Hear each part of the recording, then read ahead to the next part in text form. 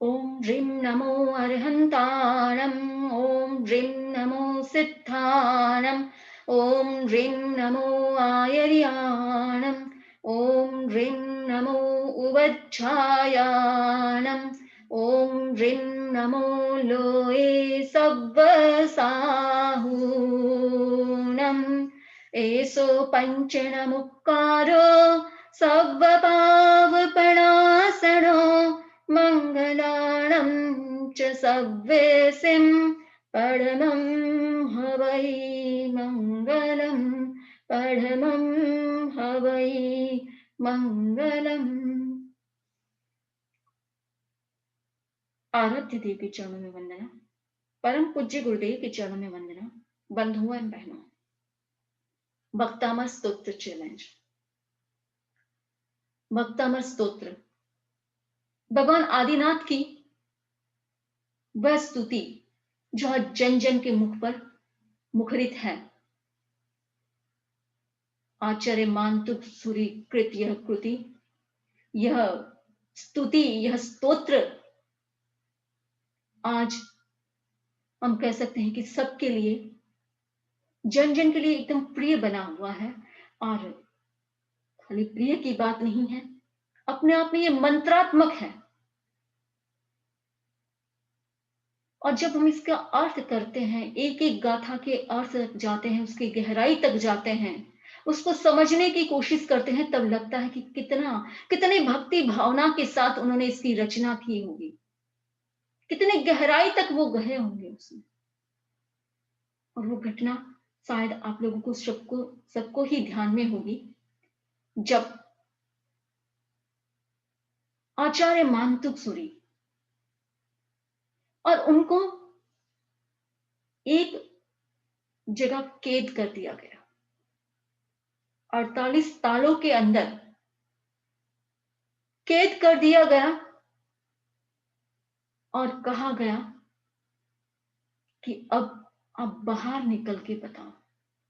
48 gate है और सब गेट पर ताले लगे हुए हैं, क्योंकि वो एक जमाना था, एक ऐसा समय था कि प्राय डिबेट होते रहते थे, वाद विवाद होते रहते थे, सब अपने अपने धर्म को अच्छा साबित करने की कोशिश करते थे।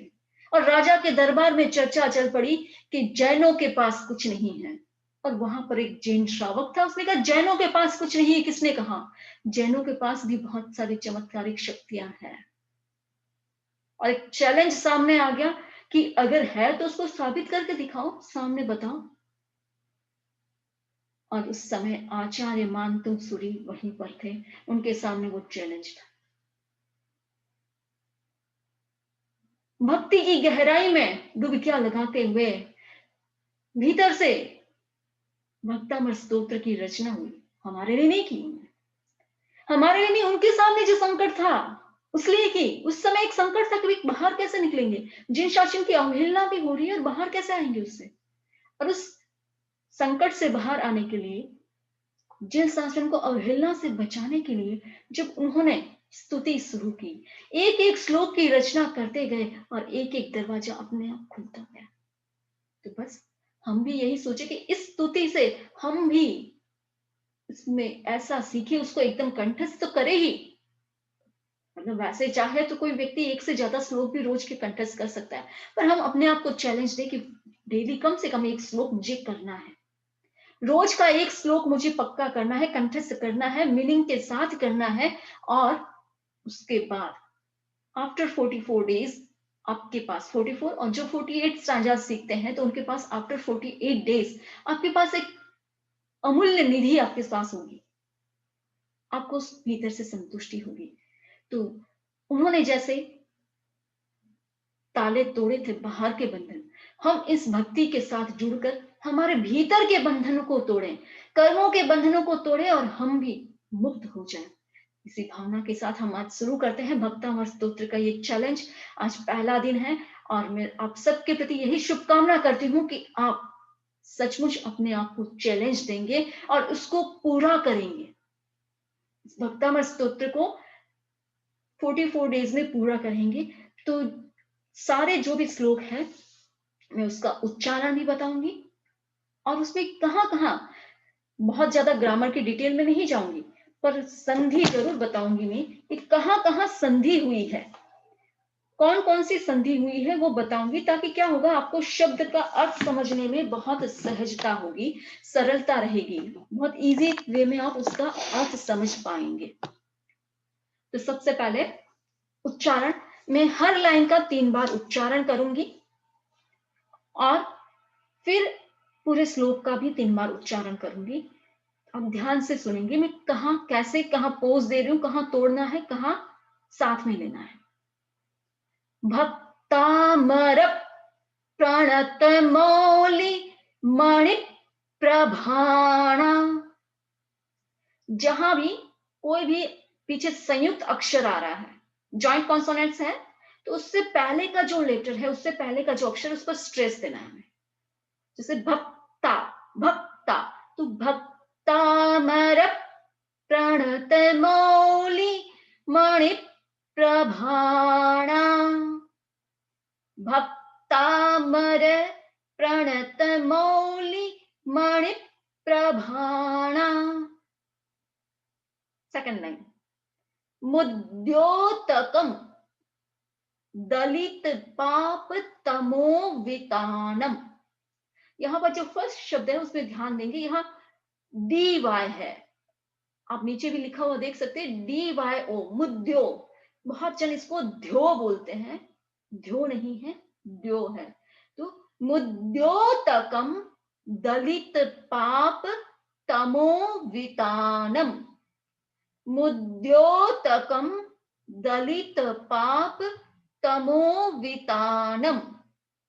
दोनों लाइन एक साथ और संकल्प के साथ कि मैं जितनी बार बोल रही हूं उतनी बार आप भी अपने जहां भी से बोल सकते हैं, और साथ साथ में याद करने की कोशिश करें कि साथ साथ में याद हो रहा है। भक्तामर प्रणत मौलि मणि प्रभाणा मुद्योतकम दलित पाप तमो वितानम। भक्तामर प्रणत मौलि मणि प्रभाणा मुद्योतकम दलित पाप तमो वितानम।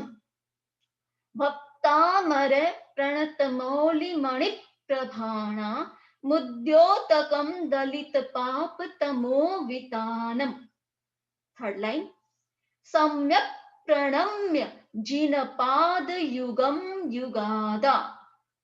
सम्यक प्रणम्य जिनपाद युगम युगादा। सम्यक प्रणम्य जिनपाद युगम युगादा।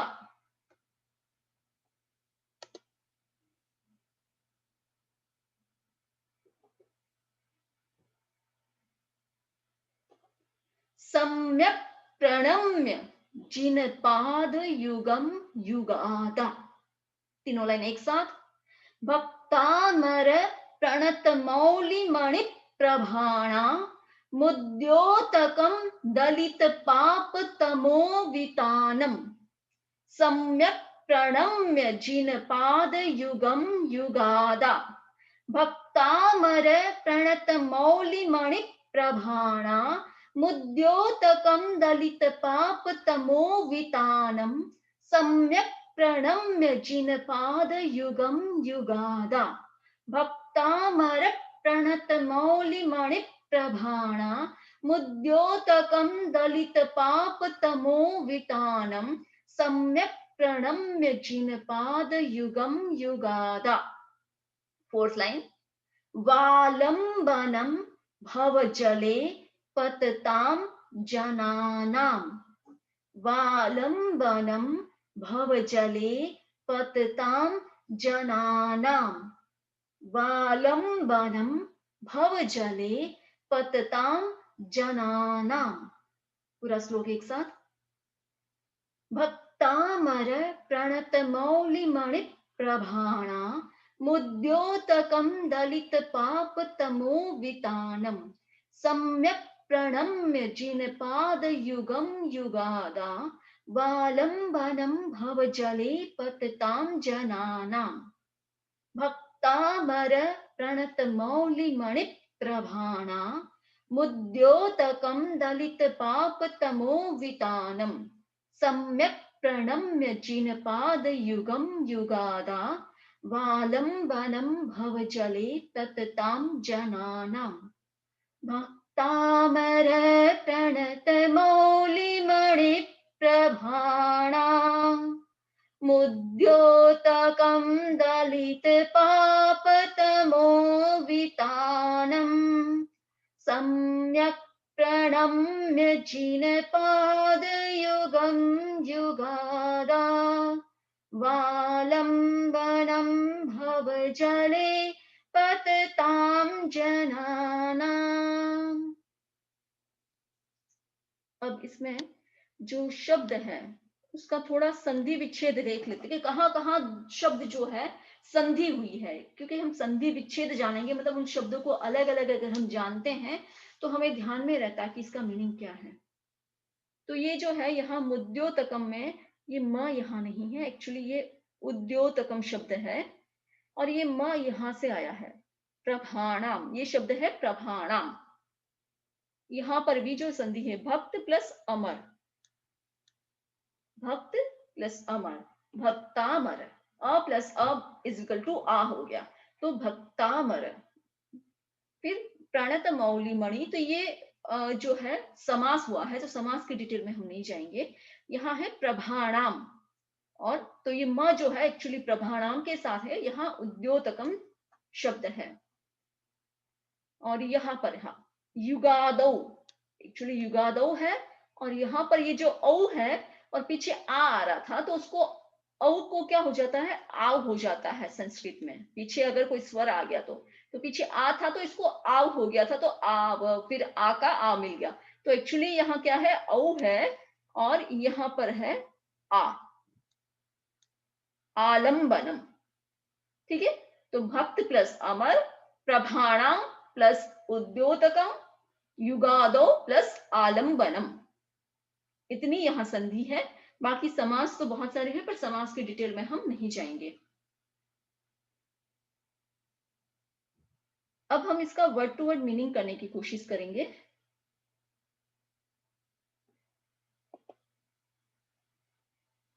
पहले अन्वय देख लो आप, ये इसका अन्वय है। अन्वय कहने का मतलब संस्कृत का जो भी श्लोक, संस्कृत प्राकृत, इसमें क्या है, इसकी खूबी है कि इसमें ये जरूरी नहीं है जब आप छंद किसी छंद में उसको लिख रहे हो तो सेंटेंस में बोलते समय जो मीनिंग में जो बोलते समय जो शब्द पहले हो आना चाहिए वही पहले आए, जरूरी नहीं है।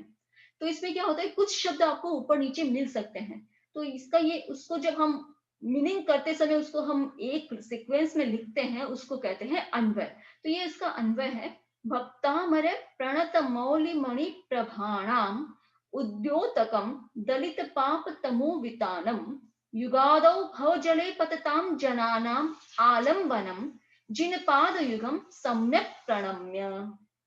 तो यहाँ पर जो है भक्तामर, भक्त, भक्त कौन सा है, अमर भक्त। तो अमर भक्त किसको कहा, कोई भी भक्त अमर होता है क्या।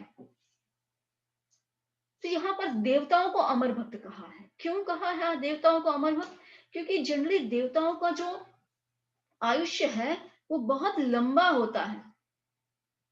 देवताओं का आयुष्य जो है वो बहुत ही लंबा होने से उनको क्या कह दिया, अमर भक्त कह दिया।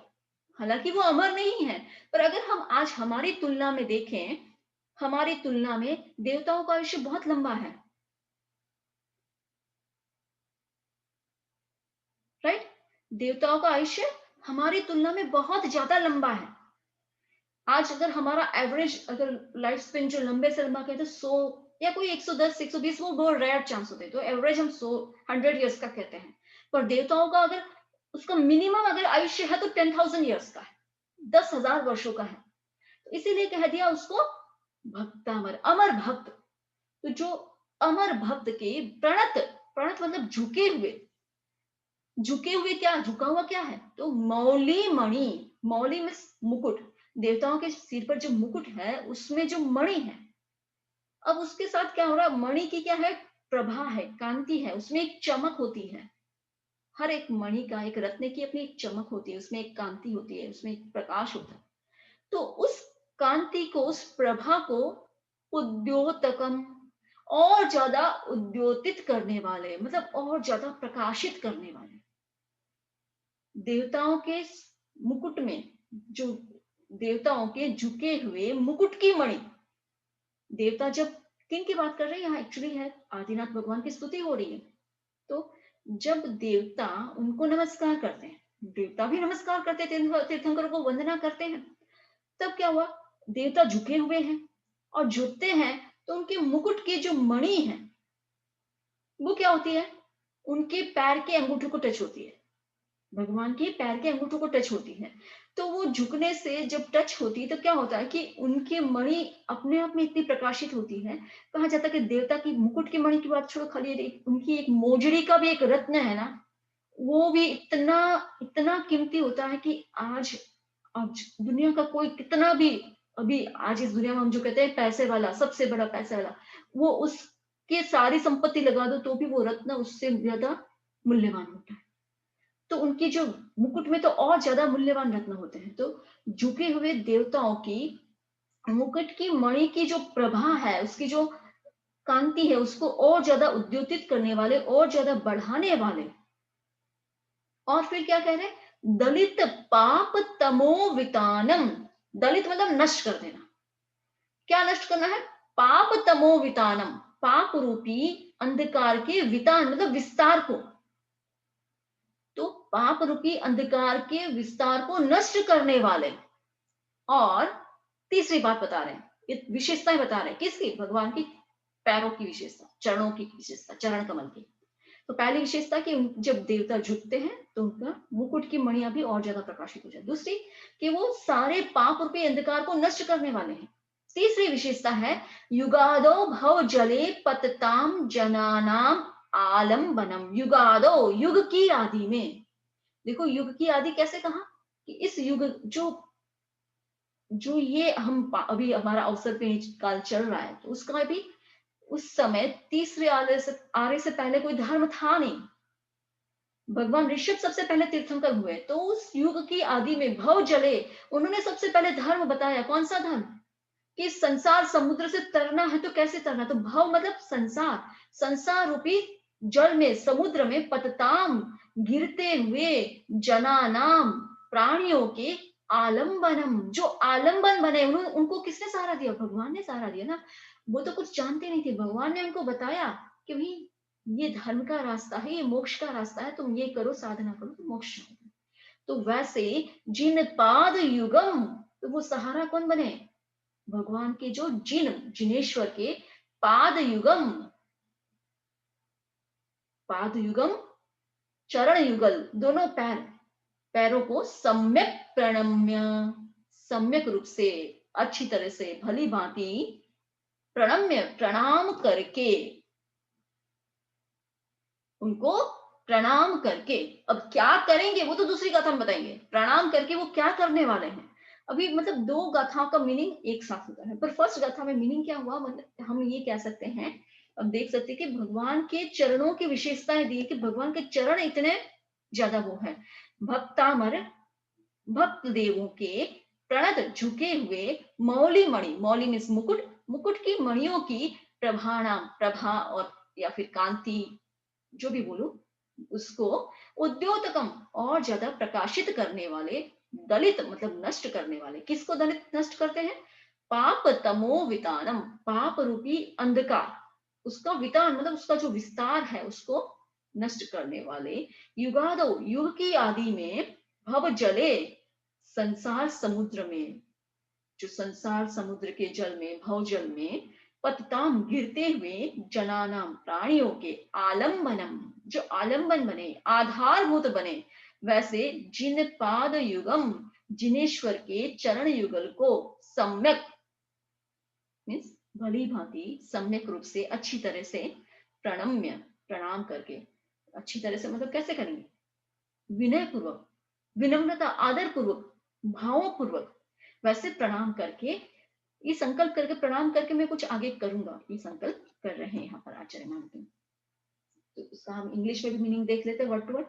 भक्तामरा it means of devout gods और देवास, प्रणता मीन्स bow down, मौली मणि of crown jewels, prabhanam to the glory, udyotakam illuminator. Dalita, it means destroyer of Pap Tamo Vitanam, the expanse of the darkness of sin. Yugado, at the beginning of the era. Bhavajale, in the water of worldly sea. Drowning. Patitam is drowning. Janana, of creatures or beings. Alambanam, support. Jinapada Yugam, both feet of the Jineshwar Bhagwan. And Samyak, it means well, very well, properly or respectfully. Pranamya, bow down. And what will I do? He will say in next slok. So when the goats bow down at the feet of Rishabdev, divine glow of his nails encourages shininess of jewels of their crowns. Mere touch of his feet absolves the beings from sins. He who submits himself at these feet is saved from taking birth again and again. I offer my reverential salutation at the feet of Bhagwan Rishabdev, the first Tirthankar, the propagator of the religion at the beginning of this era.